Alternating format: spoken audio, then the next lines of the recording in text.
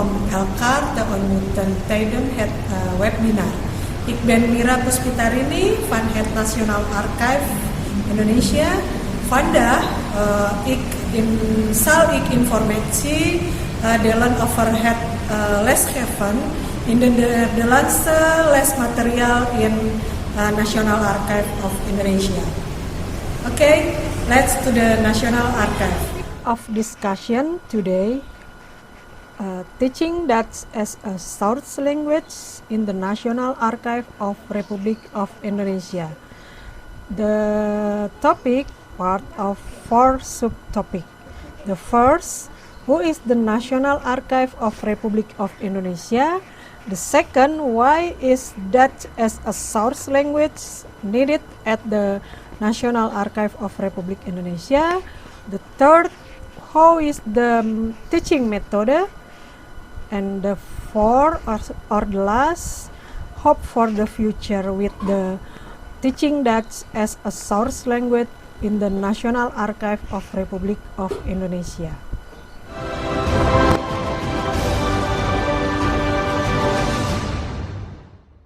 Arsip Nasional Republik Indonesia, selanjutnya disebut ANRI, adalah lembaga kearsipan nasional berbentuk lembaga pemerintahan non-kementerian yang melaksanakan tugas negara di bidang kearsipan yang berkedudukan di ibu kota negara.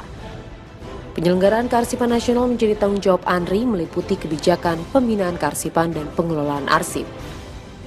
Menurut Undang-Undang Nomor 43 Tahun 2009 tentang kearsipan, disebutkan bahwa arsip adalah rekaman kegiatan atau peristiwa dalam berbagai bentuk dan media sesuai dengan perkembangan teknologi, informasi, dan komunikasi yang dibuat dan diterima oleh lembaga negara, pemerintahan daerah, lembaga pendidikan, perusahaan, organisasi politik, organisasi kemasyarakatan, dan perseorangan dalam pelaksanaan kehidupan bermasyarakat, berbangsa, dan bernegara. ANRI sebagai lembaga kearsipan nasional, salah satu tugasnya yakni melakukan konservasi arsip meliputi penyelamatan arsip statis, pengelolaan arsip statis, preservasi arsip, dan pemanfaatan dan layanan arsip statis sehingga dapat diakses kepada masyarakat untuk kepentingan pemerintahan, pembangunan, penelitian, dan ilmu pengetahuan untuk kesejahteraan rakyat sesuai dengan kaidah-kaidah kearsipan demi kemaslahatan bangsa. Pengelolaan arsip statis dilaksanakan untuk menjamin keselamatan arsip sebagai pertanggungjawaban nasional bagi kehidupan bermasyarakat, berbangsa, dan bernegara. ANRI juga bertugas untuk menyelamatkan dan menyimpan arsip yang berasal dari lembaga negara, badan pemerintahan, organisasi politik, organisasi massa, perseorangan, perusahaan, dan badan usaha milik negara.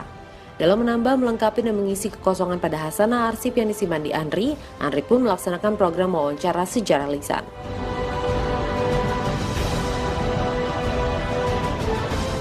Dalam rangka menjamin keselamatan arsip statis dari berbagai faktor perusak arsip, baik yang bersumber dari faktor internal dan eksternal, ANRI melakukan tindakan preservasi arsip statis secara preventif dan kuratif sesuai dengan kaidah, standar preservasi, arsip statis, dan ketentuan peraturan perundang-undangan.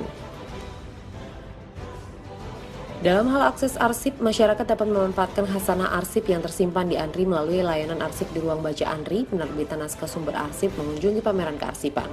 Sebagai salah satu upaya pengungkapan kembali memori kolektif daerah, ANRI juga melaksanakan penerbitan citra daerah.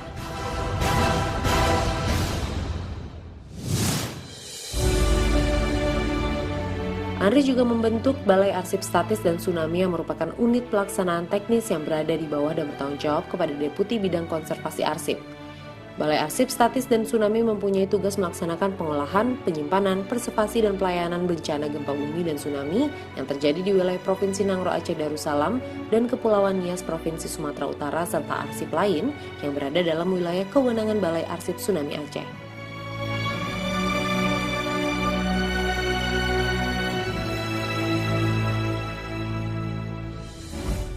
Selain melakukan konservasi arsip, ANRI juga melakukan pembinaan kearsipan secara nasional terhadap pencipta arsip tingkat pusat dan daerah, lembaga kearsipan daerah provinsi, lembaga kearsipan daerah kabupaten kota, dan lembaga kearsipan perguruan tinggi. ANRI pun juga membangun sistem informasi kearsipan nasional dengan jaringan informasi kearsipan nasional.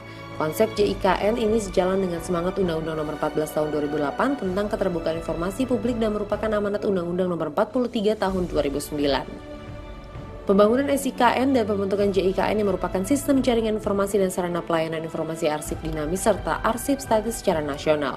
SIKN dan JIKN dapat digunakan untuk mendukung transparansi proses penyelenggaraan negara serta penegakan hak warga negara untuk memperoleh informasi dan dapat memfasilitasi pemberdayaan informasi serta meningkatkan minat masyarakat dalam menggunakan arsip.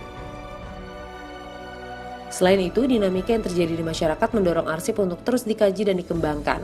Pengkajian dan pengembangan tersebut meliputi pengkajian dan pengembangan sistem kearsipan nasional, sistem kearsipan dinamis dan statis, sarana prasarana, norma dan standar kearsipan dinamis serta statis.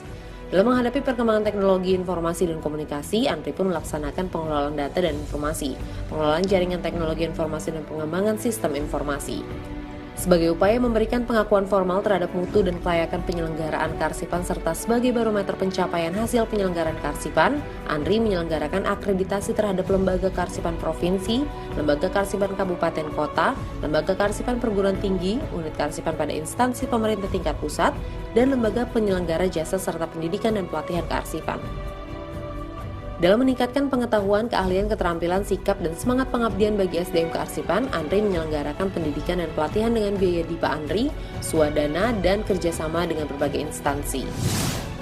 ANRI juga memiliki pusat jasa kearsipan yang dapat memberikan pelayanan bidang jasa kearsipan kepada lembaga negara atau instansi pemerintah, BUMN, BUMD, perusahaan lainnya.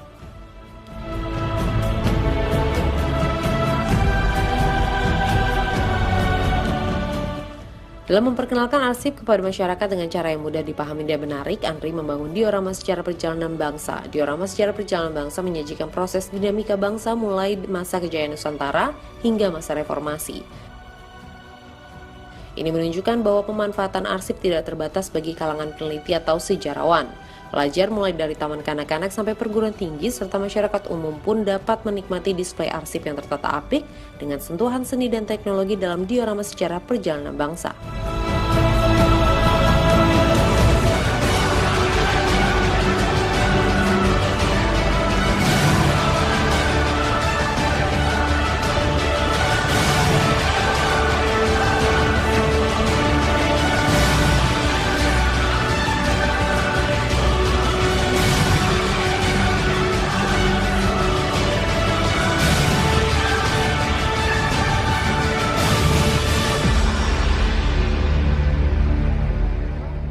Is that a source language needed in the National Archive of Republic of Indonesia?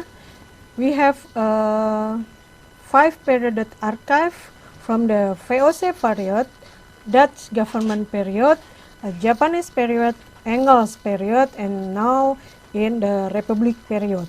In the VOC archive, using ancient Dutch and the paleographic writing until 1915, within size 2 kilometer, and then for the Dutch government at the 19th century to 1942 with size 800 kilometer. So with the many collection in the Dutch language, the National Archive must be give the provision and expertise in the Dutch to manage the archive of having a national significance from the acquisition until providing access to the archive collection. Terdiri dari arsip-arsip tentang resolusi, arsip tentang data register, arsip tentang korespondensi, dan arsip-arsip lainnya. Arsip ini disimpan di Arsip Nasional pada suatu tempat yang khusus dan dirawat sesuai dengan aturan-aturan dan kaidah-kaidah kearsipan. Sejak tahun 2001 sampai 2004, arsip VOC sudah dibuatkan inventarisnya. Ada sekitar 4.631 nomor atau banding. How is teaching method the Dutch source language at the National Archive of Republic of Indonesia? In the first time, we collaboration with the other institution who have the Dutch language specialists.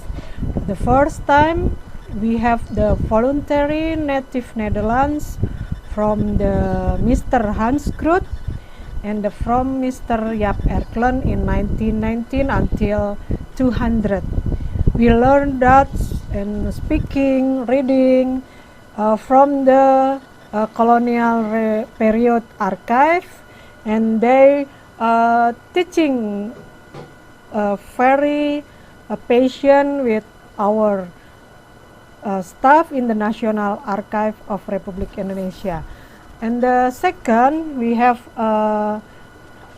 collaboration with the University of Indonesia, specialist in the FIB, in the lecturer department with the Bapak Lili Suratminto.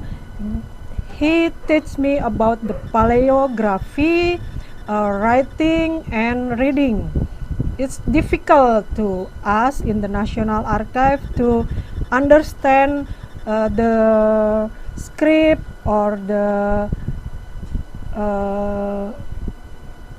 mean of the paleography and the Dutch language in the old version. And the third, we have collaboration with the Embassy of the Netherlands. And four, we have we learn the Netherlands taal in the Erasmus Huis Taalcentrum from 200 until ongeveer 213. And then the last, we have collaborating with the Leiden University to teaching our staff in the Leiden University. They have a certificate for ongeveer 1 until 2 months to teach the Dutch language.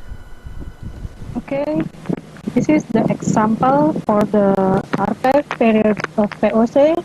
We learn one by one about the word, and sometimes we very confused with this word because the word is very old Dutch. We must remember the apostrophe of the word, and then we must know the meaning. Hope for the future. I hope, and our institution hope, we can continuing the collaboration with the FIB UI, with the Embassy of the Netherlands, with the Leiden University, and of course with the Erasmus Huis Taalcentrum to teaching our staff in the National Archive Republic of Indonesia that as a source language needed in ANRI.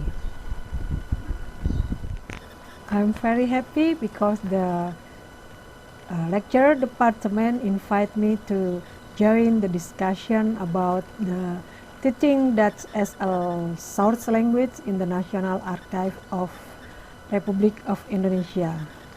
I hope you come to the National Archive to research many kind of archive from the VOC period until Republic period, and don't worry about the language because it's not difficult.